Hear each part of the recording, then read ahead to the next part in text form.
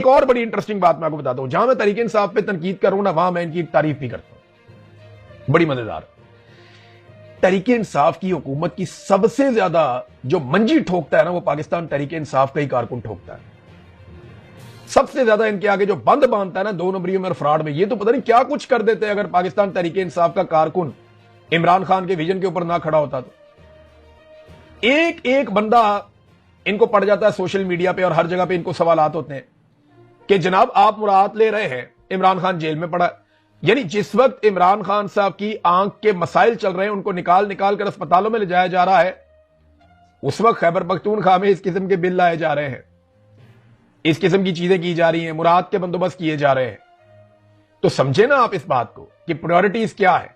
लेकिन पाकिस्तान तहरीक इंसाफ का जो वर्कर है उसको शाबाश, वो पीएमएलएन या पीपल्स पार्टी के वर्कर की तरह नहीं है। पीटीआई जो है वो गलत टिकट जारी करती है तो वर्कर पड़ जाते हैं फौरी तौर पे। पीटीआई जो है वो कोई गलत फैसला करती है तो वर्कर जो है वो पीटीआई के खिलाफ हो जाते हैं। उस्मान बुज़दार को पाकिस्तान तहरीक इंसाफ के लोगों ने 3.5 साल तक तस्लीम नहीं किया। इमरान खान गलत साबित हुए एंड ऑफ द डे और लोग सही साबित हुए। वो उस्मान बुज़दार जो है वो छोड़कर चला गया इमरान खान को, इमरान खान गलत साबित हुए, लेकिन पाकिस्तान तहरीक इंसाफ के बाशऊर लोग ठीक साबित हुए। उन्होंने आखिरी दिन तक उस्मान बुज़दार को कबूल नहीं किया। कितनी मजेदार बात है। तो ये मुराद वाला खेल कोई नया नहीं है, ये पुराना है। आपको याद होगा उस्मान बुज़दार ने भी इसी तरह की कार्रवाइयां डालने की कोशिश की थी। ये एक बिल तब भी लेकर आए थे पंजाब के अंदर कि जनाब हर साबिक वजीर आला को फलानी फलानी मुराद मिलेंगी, अगर उसका लाहौर में घर नहीं है तो उसको घर दिया जाएगा और जीओआर के अंदर उसको फला फला अलाउंस भी दिया जाएगा। तो उस वक्त भी पाकिस्तान तहरीक इंसाफ ने बहुत चित्रोल की थी उस्मान बुज़दार की। मीडिया तो चुप ही रहता है। तो इमरान खान साहब ने फिर यह हरकत रुकवाई थी और इमरान खान साहब ने इसकी मुखालफत की थी। तो मैं आपको यह बताता हूं कि पाकिस्तान तहरीक इंसाफ एक्चुअली वो है जो इमरान खान की सोच है, और वो सोच आम आदमी तक चली गई है। अब आम आदमी अपनी ही पॉलिटिकल पार्टी पे चढ़ जाता है जब कभी वो गलत फैसला करते हैं। लेकिन दूसरी तरफ आप देखें पीएमएलएन जो मर्जी करे, वो 11 अरब का जहाज लिया, वो 1100 अरब का भी जहाज लेगी ना, तो एक पीएमएलएन का कारकुन नहीं बोलेगा। वो पीका का ऑर्डिनेंस लेके आए, कोई और कानून लेकर आए, वो जो मर्जी कर ले, जितनी मर्जी फाशिज्म कर ले, कोई नहीं बोलेगा। पीएमएलएन के कारकुन को अगर वो चोरों को, डाकुओं को, लुटेरों को, गालम गलोच करने वालों को टिकट भी दे देंगे ना, ओहदे दे देंगे, तो पीएमएलएन का कारकुन नहीं बोलेगा। है ना इंटरेस्टिंग बात। ये बड़ी मजेदार बात है। ना नून लीग का कारकुन बोलता है, ना पीपल्स पार्टी का कारकुन बोलता है, क्योंकि उनके लीडरों ने इतनी बेईमानी की है कि कारकुनों की जुबानें ही बंद हो गई हैं। वो उनसे कुछ अच्छा एक्सपेक्ट ही नहीं करते। लेकिन पीटीआई का कारकुन जो है उसको इसलिए शाबाश है कि वो अपनी पॉलिटिकल पार्टी के ऊपर अटैक कर देता है कि जनाब ये गलत काम कर रहे हो, हम नहीं होने देंगे, हम इसको सपोर्ट नहीं करेंगे। पीएमएलएन गलत काम करती है तो उनका जो सोशल मीडिया का जो वोटर सपोर्टर जो भी है वो आ जाता है उसको डिफेंड करने के लिए। ये जबरदस्त चीज है और इसी से पाकिस्तान की बेहतरी की उम्मीद की जा सकती है। बाकी पॉलिटिकल पार्टीज को भी ऐसा ही कल्चर अपनी पॉलिटिकल पार्टीज के अंदर जरूर मुतारिफ करना चाहिए और शामिल करवाना चाहिए। नाजरीन, एक और चीज की गई खैबर पख्तूनख्वा में जो मुझे एक सीनियर जर्नलिस्ट हैं उन्होंने बताई, मैं हैरान रह गया। फिर मैंने उसको थोड़ा गौर किया तो वाकई ये कार्रवाई डाल रहे हैं कि जनाब जब तक कोई बिल हम टेबल ना करें तब तक आप उसके ऊपर खबर ही नहीं दे सकते, और अगर आपने उसके ऊपर कोई नेगेटिव खबर दे दी तो उन्होंने वहां पे एक जुडिशियल कमेटी बना रहे और वो ये फैसला करेगी कि आपको कितने महीने तक जेल में डालना है। तो अगर आपको जेल में डाल दिया तो आप किसी और अदालत में जाके अपील भी नहीं कर सकते। ये क्या बात हुई। 28वीं आईनी तरमीम अभी तक टेबल नहीं हुई। मैं उसके बारे में अक्सर खबर देता रहता हूं, जो मुझे खबर मिलती है मैं आपको बताता हूं। तो ये तो फिर बड़ा आसान हो जाएगा कि कौमी असेंबली के अंदर 4 एमएनएस की कमेटी बना देंगे। वो कहेंगे जी इमरान रियाज को हमने 6 महीने की सजा सुना दी है और मैं किसी और अदालत में जाके अपील भी नहीं कर सकूंगा। ये सख्त ज्यादती है। ये जो चीजें की जा रही हैं इनको बंद करें, वरना कल को आपने अपोजिशन में भी जाना है। कभी आप हुकूमत में होते हैं, कभी आप अपोजिशन में होते हैं। तो इस किस्म की चीजें करके आप मीडिया का मुंह बंद करेंगे और मीडिया फिर आपका भी मुंह बंद करेगा जब वक्त आएगा। तो फिर आप देखिएगा। देखिए ना लाहौर पुलिस के साथ क्या हुआ। उन्होंने मीडिया को बहुत नाको चने चबुआ के रखा हुआ था, अहमियत ही नहीं दे रहे थे, बात ही नहीं सुनते थे। मीडिया खबरें देता था, वो उनको आगे से दफ्तरों से निकलवा देते थे, नौकरियां बंद करवा देते थे, बीटें चेंज करवा देते थे। जब मीडिया के हथे चढ़े तो मीडिया ने उनके ऊपर चढ़ाई कर दी। हालांकि वहां पे बड़ा मौका था, मीडिया के पास बहुत सारे आम सवालात किए जा सकते थे। मरियम नवाज की नाजरीन ब्रांडिंग की जा रही है। डार के बेटे की भी ब्रांडिंग हो रही है। प्लान ये है कि मरियम नवाज को वजीर आजम बनाया जाएगा और डार के बेटे को वजीर आला पंजाब बनाया जाएगा। हमजा शहबाज की जनाब छुट्टी की जाएगी। मरियम नवाज ने किया क्या है? सारे गेम उठा के रखते जी, सबसे अच्छी वजीर आला, सबसे ज्यादा काम। हाँ, वो सबसे अच्छे कपड़े पहनती है, बिल्कुल बात ठीक है। सबसे ज्यादा पैसा खर्च करती है, बिल्कुल बात ठीक है। सबसे ज्यादा प्रोटोकॉल लेती है, बात बिल्कुल ठीक है। सबसे महंगे तैयारे के अंदर सैर करती है पूरी दुनिया की, बात बिल्कुल ठीक है। बैरून मुल्क भी जाती है वजीर आजम का प्रोटोकॉल लेकर, बात बिल्कुल ठीक है। और उसने किसानों का बेड़ा गर्क कर दिया, बात बिल्कुल ठीक है। गरीब आदमी का सत्यानाश कर दिया, बात बिल्कुल ठीक है। तीसरा साल है, गंदम का बोरान खत्म नहीं हो रहा, बात बिल्कुल ठीक है। मजदूर को बेहाल कर दिया, स्कूल प्राइवेटाइज कर दिए, महकमा से तबाह कर दिया। कानून की सूरत हाल आपके सामने है कि कानून रखेल बन गया ताकतवर आदमी के घर की। जब रजा डार का नाम आया तो कानून जो है उसकी चीखें निकल गई। गरीब आदमी के नेफे में पिस्तौल चलाने वाला कानून जो है, उनके अपने नेफे में पिस्तौल चला दिया रजा डार ने। ये नाजरीन सारा कुछ हुआ क्योंकि मरियम नवाज को गवर्नेंस का नहीं पता। मरियम नवाज की लेकिन ब्रांडिंग की जा रही है कि उसको हमने वजीर आजम बनाना है और अली डार को हमने वजीर आला बनाना है, और लोग अब ये बात करना भी शुरू हो गए। अच्छा, ये जो रजा डार वाला मामला ना, इसमें एक और चीज सामने आई है। मैं जाते जाते आपको ये चीज आपके सामने में रख देता हूं। ये है जनाब, मामला जो है ना, वो पहले कहा जा रहा था $15 लाख है, $1.5 मिलियन, लेकिन अब ये मामला $4.5 करोड़ तक पहुंच गया। यानी जो गैर मुल्की खवातीन का अगवा और ज्यादती का जो केस है ना, मजीद 4 अफराद को पुलिस ने हिरासत में लिया है और जराए ये बता रहे हैं कि खवातीन को क्रिप्टो करेंसी में मजीद कारोबार करने का झांसा देकर पाकिस्तान बुलाया गया। क्रिप्टो करेंसी में $1.5 करोड़ की मजीद सरमायाकारी के लिए एक सिकंदर नामी मुलजिम को सामने लाया गया। ये जो सिकंदर है ना, ये रिश्तेदार है उसका, अली डार का, ये भी रिश्तेदार है। मैंने आपको कहा था ना कि एक रिश्तेदार और भी है, थोड़े दिन पहले मैंने आपको बताया था। तो इसी तरह ये जो रजा डार है, ये सिकंदर डार है, ये आपस में रिश्तेदार है। जराये के मुताबिक खवातीन को पाकिस्तान बुलाने का मकसद $4.5 करोड़ रिकवर करना था। थोड़ा अर्सा पहले आपने खबर सुनी थी ना कि एक पाकिस्तान में बड़े आदमी के बच्चों के क्रिप्टो के अंदर बहुत सारे पैसे डूब गए। सवाल मेरा यह है कि इन बेशर्मों के पास छोटी छोटी उम्रों में ये करोड़ों अरबों रुपए कहां से आ जाते हैं? यार ये मजाक है, $4.5 करोड़, ये मजाक है। वो सारी जिंदगी कोई आदमी इतने पैसे नहीं कमा सकता। अच्छे खासे कारोबारी लोग सारी जिंदगी इतना पैसा नहीं कमा सकते। ये छोटे छोटे बच्चे करोड़ों डॉलर के अंदर डीलें कर रहे होते हैं बैठ के, और फिर पैसे पूरे करने के लिए ये बाहर से औरतों को झांसा देकर लेकर आते हैं। फिर वहां पे जो इन्होंने गंद मारा वो आपके सामने, पूरी दुनिया में पाकिस्तान की बदनामी हो रही है और पुलिस अब भी उन्हें बचाने की कोशिश कर रही है। इस केस पे मैंने नजर रखी हुई, कुछ चीजें आपको मैं और दूंगा। नहीं होना चाहिए था। दूसरा, इमरान खान साहब ने कुछ फौज के बारे में और तालिबान के बारे में भी अपना स्टेटमेंट, और ये जो दहशतगर्दी इसके बारे में अपना स्टेटमेंट दिया है। बैरिस्टर सैफ जो स्टेटमेंट बाहर लेकर आए, इमरान खान ने कहा है कि दहशतगर्दी के खात्मे का हल सियासी तौर पर निकालना चाहिए। उनकी फैमिली फौज में है, फौज से उनकी कोई दुश्मनी नहीं है। इमरान खान ने कहा कि गद्दारी के सर्टिफिकेट बांटना बंद होना चाहिए। अफगानिस्तान पर हमलों के नतीजे में दहशतगर्दी बढ़ने का खतरा है। ये बैरिस्टर सैफ ने इमरान खान साहब का पैगाम पहुंचाया।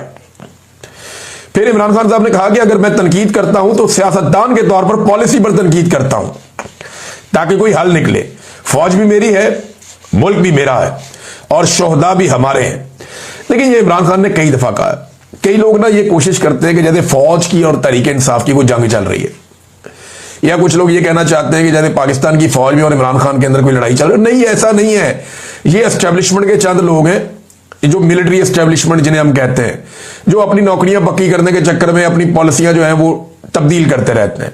ये जनरल फैद हमीद जैसे, जनरल बाजवा जैसे, अभी बहुत मौजूदा जो DGISI हैं, आर्मी चीफ है, ये लोग इसी तरह काम करते हैं ना।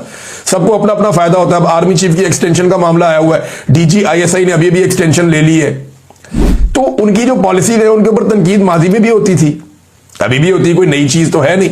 अब इसका मतलब ये नहीं है कि फौज के साथ कोई दुश्मनी हो गई है या फौज के साथ कोई जंग शुरू हो गई है। फौज एक ऐसा इदारा है जिसको पाकिस्तानी अपना खून पसीने की कमाई में से अपना पेट काट के इन्हें पालते हैं, इस फौज को। तो जिसको पाकिस्तानी कौम अपना खून पिला रही है उससे नफरत क्यों करेगी? अभी आप देखें ना, मैंने 1-2-4 दिन पहले भी कहा था कि अफगानिस्तान हो या इंडिया हो, बाहर से जरा सा कोई पाकिस्तानी फौज को तंग करता है, पूरी कौम फौज के साथ खड़ी हो जाती है। लेकिन सेम टाइम में मैंने ये सवाल भी उठाया था कि फौजी क्यादत जो फैसले करती है, क्या वो वफा निभाते हैं अवाम के साथ, जो अवाम उनके साथ वफा निभाती है? ये सवाल अपनी जगह में मौजूद रहेगा। और मिलिट्री एस्टेब्लिशमेंट को अपनी गंदी सियासत के इस्तेमाल के लिए फौज को बतौर इदारा इस्तेमाल करना बंद कर देना चाहिए। ये बात मैं नहीं, PMLN, पीपल्स पार्टी सारे करते रहे हैं, आज PTI भी ये बात कर रही है। और इमरान खान साहब ने क्लियरली कहा जी फौज के साथ कोई दुश्मनी नहीं है, फौज भी मेरी है, मुल्क भी मेरा है। ये इमरान खान साहब की ओनरशिप है जो हमेशा वो लेते हैं। नाज़रीन, सुहेल अफरीदी आ नहीं रहा। अब सुहेल अफरीदी अब तक की इतला के मुताबिक वो आ ही गया है, क्योंकि अदालत ने ऑर्डर दे दिया, पेशावर हाई कोर्ट ने, और चीफ जस्टिस ने कहा जी कि कल शाम 4 बजे तक सुहेल अफरीदी का हलफ ले गवर्नर, और इस बारे में पाबंद कर दिया। अब कालक अपने मुंह पे मल ली थी गवर्नर ने भी और एस्टेब्लिशमेंट ने भी, और सबने ये कह दिया जी ये तो नहीं आएगा। और टाउटों को मेरा मशवरा है, देखें अब आप एस्टेब्लिशमेंट के अंदर अब वो बात रही नहीं।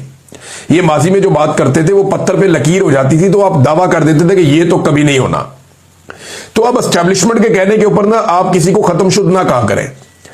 एस्टेब्लिशमेंट के कहने के ऊपर या उनकी यकीन दहानी के ऊपर आप कोई बड़ा बोल या बड़ा दावा ना किया करें। अभी कुछ लोग कह रहे थे मेरा नाम बदल देना, मैं माफी मांग लूंगा अगर ये वजीर आला बन गया, ये कभी भी नहीं बनेगा, ये बन ही नहीं सकता, फैसला हो चुका है। ये एस्टेब्लिशमेंट आपको कहानियां सुनाती है। वो बेचारे कहते भी ठीक है, उनका ये नीयत भी होती है, लेकिन अब उनमें वो दमखम नहीं है, उनमें वो पसली नहीं है। पाकिस्तानी कौम उनसे बहुत ताकतवर और बहुत आगे निकल गई। अब एस्टेब्लिशमेंट को यू टर्न लेने पड़ते हैं, अपने फैसले बदलने पड़ते हैं। अब आने वाले दिनों में और भी फैसले बदलते हुए देखेंगे। तो मुंह काला किया कुछ लोगों ने अपना।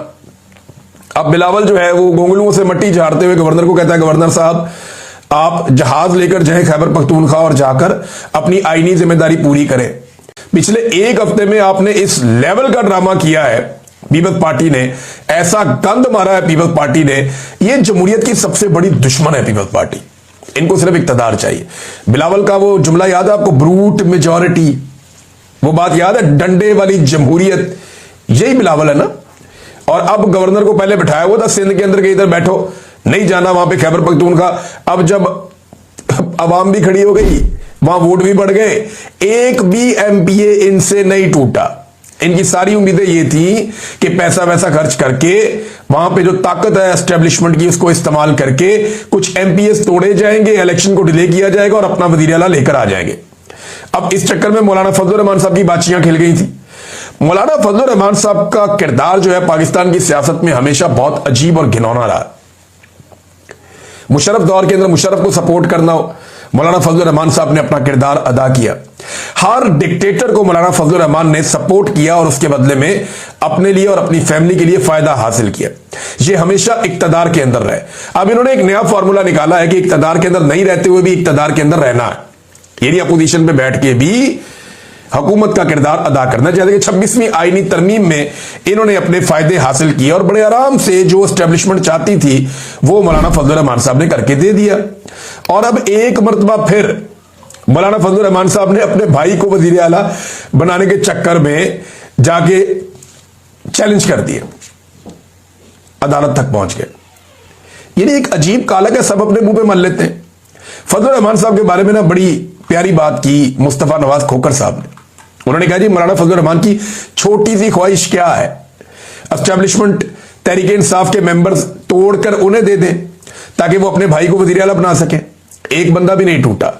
26वीं तरमीम हो, मुशर्रफ का LFO हो, हर मौका पर मौलाना हलवा खाने के लिए फौरन तैयार हो जाते हैं, बशर्तिया के मीठे का तनासुब ठीक हो।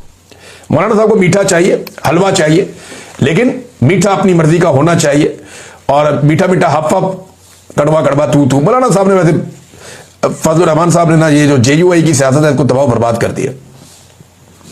अपने और अपनी फैमिली के जाती फायदों के लिए ना इनको बहुत दफा मौका मिला अवाम में हीरो बनने के लिए, लेकिन मौलाना साहब ने हर मौका जाया किया और बेड़े ही गर्क किया अपनी और अपनी जमात की सियासत का, बल्कि नाम डबो दिया। अब थोड़े दिन पहले ये खुशियां मना रहे थे कि गंडापुर चला गया, अब नए वजीर आला की जगह अपने भाई को लाना चाहते हैं। सब अब एजेंसियां बंदे थोड़े, या टोटल आपकी डबल फिगर में आपकी सीटें नहीं है, मखसूस नशस्तें छीन छीन के आप यहां तक पहुंचे हैं, फिर भी उनके पास इतनी बड़ी अक्सरियत है कि आप उनके मुकाबले में कख नहीं है। मुझे हैरत होती है कि किस तरीके से कोई ये सोच भी सकता है कि मैं अपना वजीर आला ले आऊंगा, लेकिन फजलुर रहमान साहब हर वक्त दाव की तलाश में बैठे रहते हैं और उन्हें लगा कि शायद यहां उनका दाव लग जाएगा। नाज़रीन, तर्जुमान चीनी वजारत खारजा का एक स्टेटमेंट आया और वो स्टेटमेंट जो है पाकिस्तान के उन मिनरल्स के हवाले से है जो डोनाल्ड ट्रंप को दिए गए और पाकिस्तान की और अमेरिका की जो रेयर अर्थ मिनरल्स की डील है उसके ऊपर उनसे सवाल किया गया।